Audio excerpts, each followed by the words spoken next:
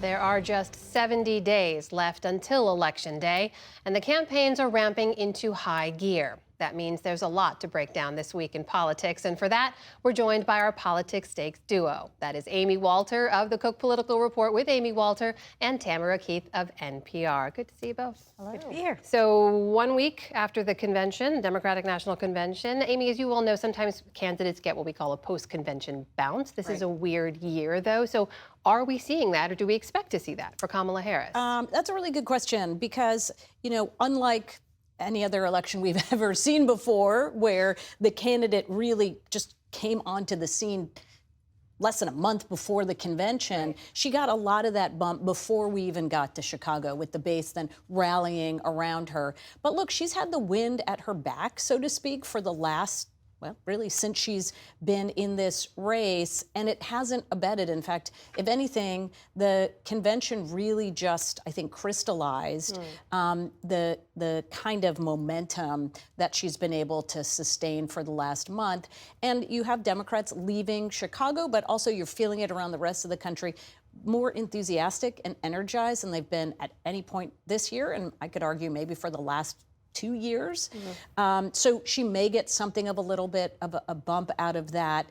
But overall, I think this is the real question going forward, and this is what Trump is trying desperately to stop, is that she has been able to basically control the narrative of this campaign on the terms that she wants to talk about, whether it's on the issues like abortion, or putting the economy, the economic question, in terms that work for her. And most important, she's been able to, even as the incumbent, grab the change candidate. So people are upset with the status quo. She's part of the status quo, but she's somehow managed to also be the person who's turning the page. If you're Donald Trump, you got to find a way to blunt that. So if you're Donald Trump right now, Tam, and just broaden this out to both campaigns for us, this is a condensed timeline now, 70 days left here. You've got a new ticket late in the cycle on the Democratic side. What are we seeing from the campaigns at this stage that tells us what the priorities are, what the strategies are for this home stretch? Trump's campaign did put out a memo over the weekend saying,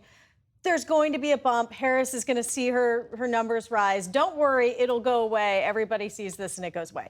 And it's not clear, because this is such a tight schedule, what is going to happen. But what I do know is that Trump is campaigning like he's losing.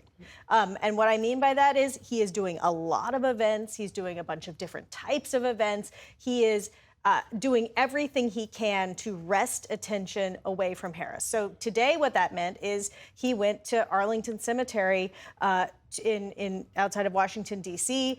Then he went to a Vietnamese restaurant in Northern Virginia, campaigning with a Senate candidate, doing these sort of small retail type events. That's not something he's typically done. Yeah. So he is doing everything he can to get attention. Harris, on the other hand, is going to have a bus tour this week through Georgia.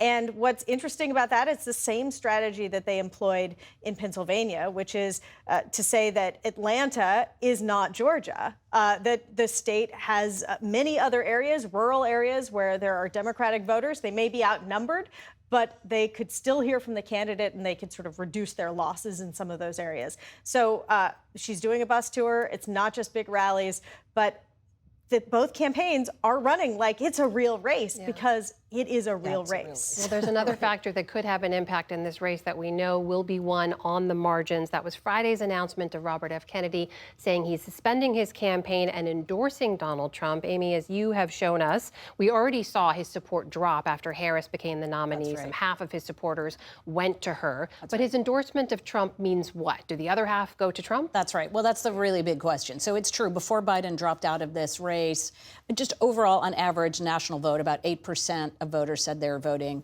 for RFK Jr. By today, it's now down to half of that. So you're right. Most of those went to Harris. What's happening now, at least in surveys that we did a couple of weeks back, looking just at the battleground states, those voters who remain Kennedy supporters, if you push them on the question, reallocate them, say, all right, if you had to, who would you support? You can see that almost half of them say that they are Trump supporters. Now, do they show up? Number one, right? Or do they stay home because they are sitting there because they really liked RFK and they're disappointed, and maybe now they don't show up for Trump. If they do show up for Trump, and especially if they if those undecided voters, there were still significant numbers said they were undecided. Yeah. If they combine, show up for Trump as well, you're talking about movement of a point or so, or little under a point.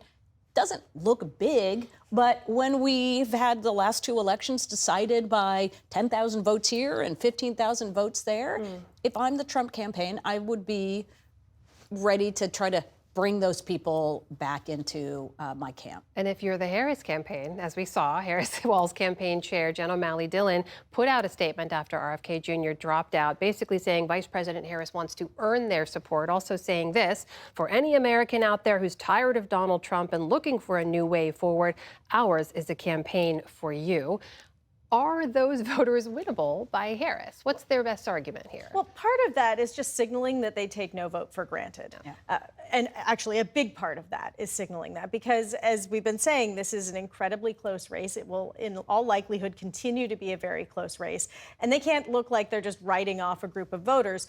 So sure, they could go nuclear on all of RFK Jr.'s many liabilities and try to tie those to Trump, and they will do that too.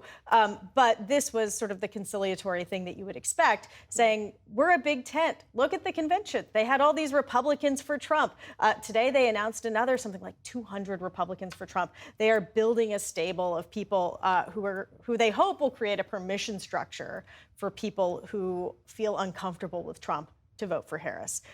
That's not the major thrust of the campaign, but it's just one of the many angles. They're trying to scoop up little bits of voters. And it's a reminder Yeah.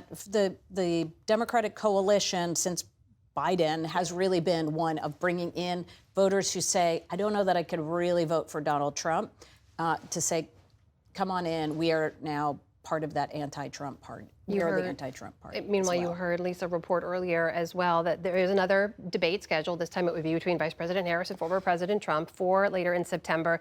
Mr. Trump is now casting doubt on whether he will actually take part in it. So I have to ask, do you think it's going to happen? Yes. And does it make an impact? Yes. In what way? I mean, to Tam's point, this is now a place where Donald Trump needs to change the direction of this campaign and the momentum of this campaign. Back in June, it was Biden who wanted that debate because he knew he was running behind. Now it's Trump who wants to change the focus. And listen, ever since Harris got into this race, the Trump campaign has been very adamant, saying, look, she hasn't been tested yet, she hasn't been pushed yet, she hasn't sat down for an interview yet, she hasn't had to make any specifics yet.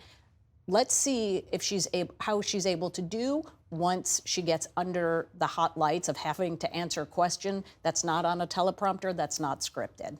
Yeah, she has been conducting a one-way conversation with the American people. It has not been a two-way conversation. She hasn't been pressed. And so a debate is an opportunity. This interview that she has promised she will do by the end of August, and the end of August is soon, that will also be a two-way conversation.